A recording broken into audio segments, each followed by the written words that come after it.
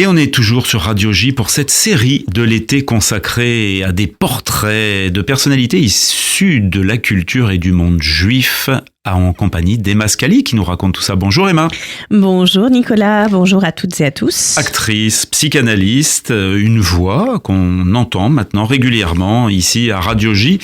Et vous avez fait paraître Série sur le divan, paru chez En Volume, qui convoque sur le canapé de votre activité de psychanalyste des personnalités issues des séries télé, notamment Walter White, ça je le dis presque à chaque fois parce que c'est un personnage emblématique, mais aussi des personnages issus de la série française En Thérapie. Ouais.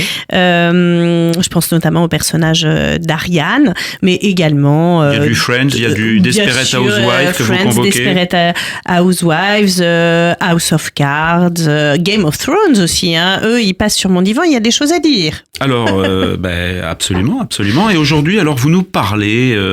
on retourne là au grand siècle, en compagnie de Racine. Eh bien, qu'allez-vous nous raconter sur Jean Racine aujourd'hui ? Alors, moi, j'avais envie...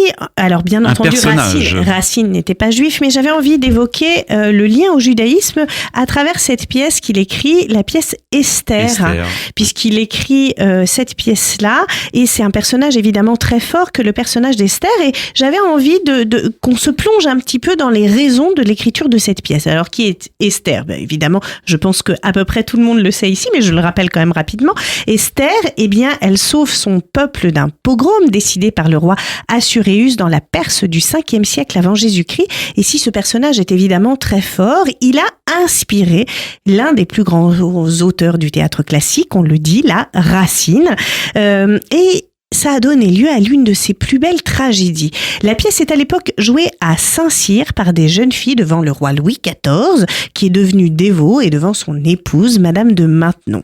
Et Racine part du canevas biblique et il fait d'Esther non pas une héroïne flamboyante comme on pourrait l'imaginer, mais une femme fragile, une femme qui doute d'elle-même et qui est aux prises avec de grands dangers.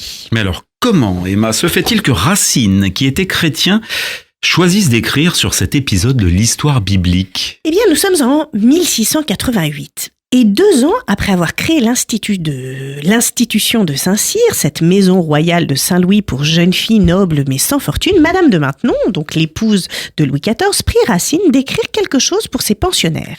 À l'époque, les demoiselles vivent au sein de l'institution et y suivent des cours de théâtre et elles font régulièrement des exercices d'improvisation.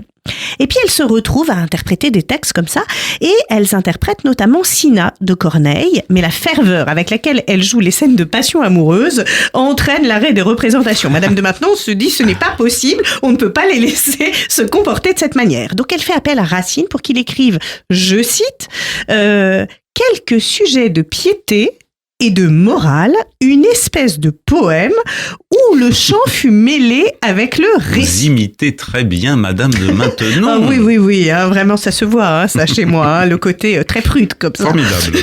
Alors, fidèle évidemment aux conceptions jésuites, Madame de Maintenon est convaincue de la valeur pédagogique du théâtre, mais pas n'importe lequel, pas n'importe quel théâtre. Faut pas en faire des courtisanes, il faut qu'elles restent à leur place. Alors cette commande permet à Racine de mêler dans son œuvre poésie, musique et art dramatique, et donc de rapprocher la tragédie de l'art lyrique, tout en permettant de renouer avec cette tradition ancienne des tragédies antiques, des tragédies grecques qui consistaient à mêler le chant à l'action.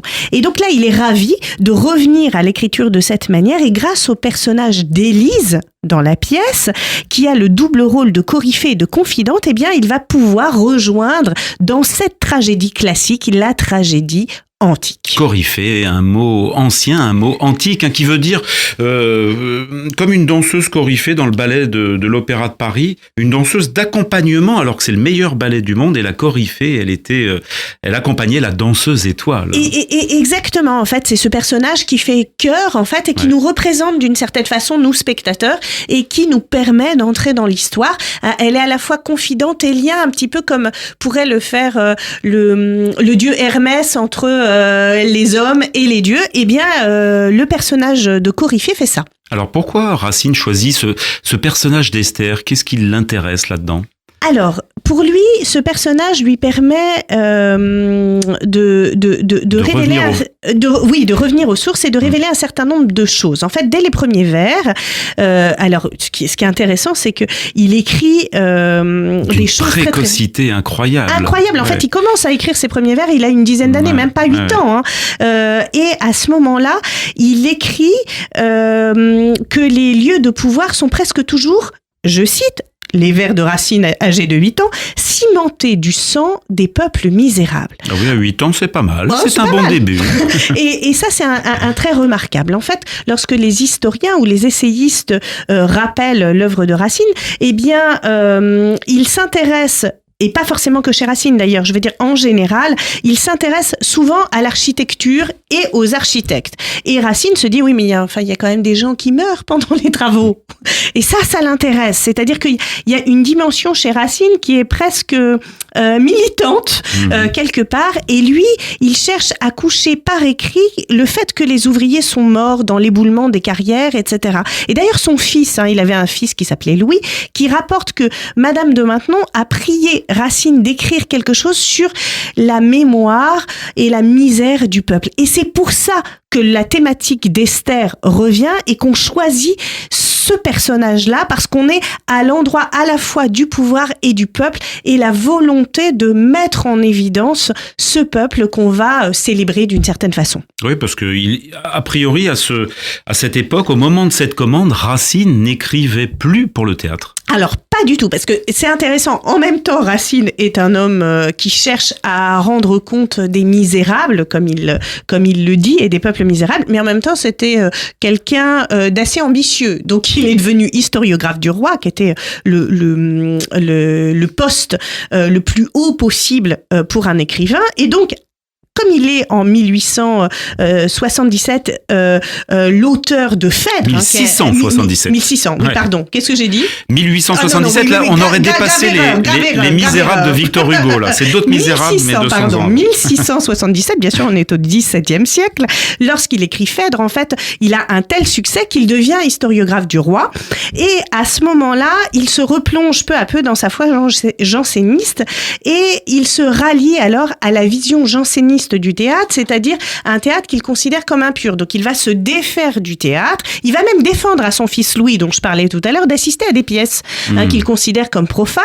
Et donc c'est un peu bizarre qu'il se remette à écrire. Mais il se remet à écrire parce que c'est une demande, une commande de Madame de Maintenon, et Racine, d'une certaine façon, avec cette pièce, fait un acte de courtisanerie puisqu'elle lui est commandée par l'épouse secrète de Louis XIV. Mais en faisant cet acte-là, il choisit quand même une thématique qui va dans le sens de sa foi et des valeurs qu'il cherche à mettre en avant. Et puis pour lui, c'est une façon aussi, à travers ce personnage, de faire l'apologie de la tolérance religieuse et d'ainsi inviter le public et, j'ai envie de dire, un petit peu par défaut, le roi, à réfléchir aux conséquences de la révocation de l'édit de Nantes. Oui, parce qu'en choisissant ce sujet, finalement, Racine ne se contente pas d'aller dans le sens d'une inclination croissante de Louis XIV et de Madame de Maintenon vers la dévotion. Il rejoint également ses propres aspirations à lui religieuses. Oui, en effet, tout ici respire Dieu, la paix, la vérité, écrit-il. En fait, la pièce permet en réalité d'illustrer le concept de la providence qui a été théorisé par Bossuet, selon lequel Dieu gouvernerait au destin des siens. Avec Esther, Racine rend compte d'une double fidélité, celle des Juifs envers Dieu et celle de Dieu envers son peuple élu. En outre, Esther apparaît comme un modèle de pureté, de perfection féminine, de piété et de dévouement à son peuple, autant de qualités que Madame de Maintenon souhaite voir inculquer à ses petites protégées. Du texte biblique, finalement, Racine ne garde pas tout, il confère une véritable importance au personnage de Mardochée, et c'est lui qui, dans la pièce, finalement pousse Esther sur le trône de Perse pour libérer les Juifs de leur esclavage. Il dispose donc d'une vision politique à long terme, il devient même une sorte de prophète, inspiré par Dieu, un bras de Dieu, ce qu'il n'est pas à proprement parler dans la Bible. Un petit peu comme Abraham, si vous voulez. Il voue une confiance totale à Dieu et l'épisode d'Esther permet de mettre en scène un Dieu qui sauve son peuple par l'intermédiaire des plus faibles, d'une femme, ce qui permet de donner à voir au public la confrontation de l'innocence et de la faiblesse face à la force et à la perfidie. Et si le revirement du roi n'a pas véritablement d'explication psychologique, dramaturgique plausible dans la pièce, finalement seule la grâce divine semble le pousser à la décision finale. Et c'est là que on peut voir que la conception janséniste du monde, selon Racine, se perçoit dans la pièce. Alors Emma, c'est très joli. Pour finir sur une note poétique, j'aimerais beaucoup que vous partagiez avec nous les premières phrases du monologue d'Esther. C'est un moment poétique et en musique pour nos auditeurs. Alors le monologue démarre comme ça. « Ô mon souverain roi, me voici donc tremblante et seule devant toi. Mon père, 1000 fois m'a dit dans mon enfance qu'avec nous tu juras une sainte alliance, quand pour te faire un peuple agréable à tes yeux, il plut à ton amour de choisir nos aïeux.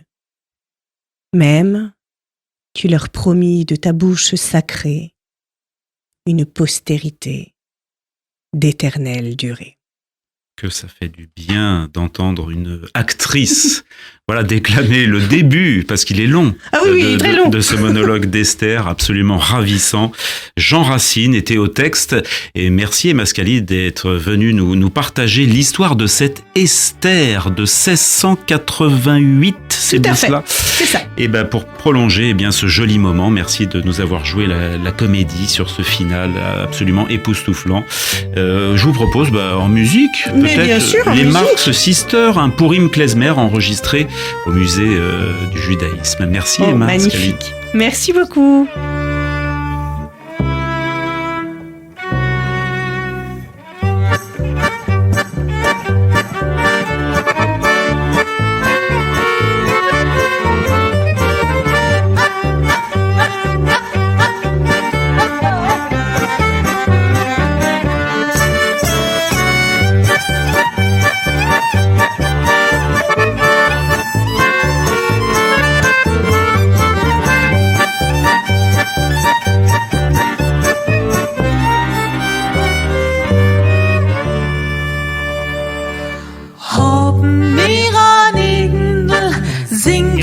Zusammen, singen wir zusammen, singen wir, es klingt so schön, das hat noch gesungen, der Tat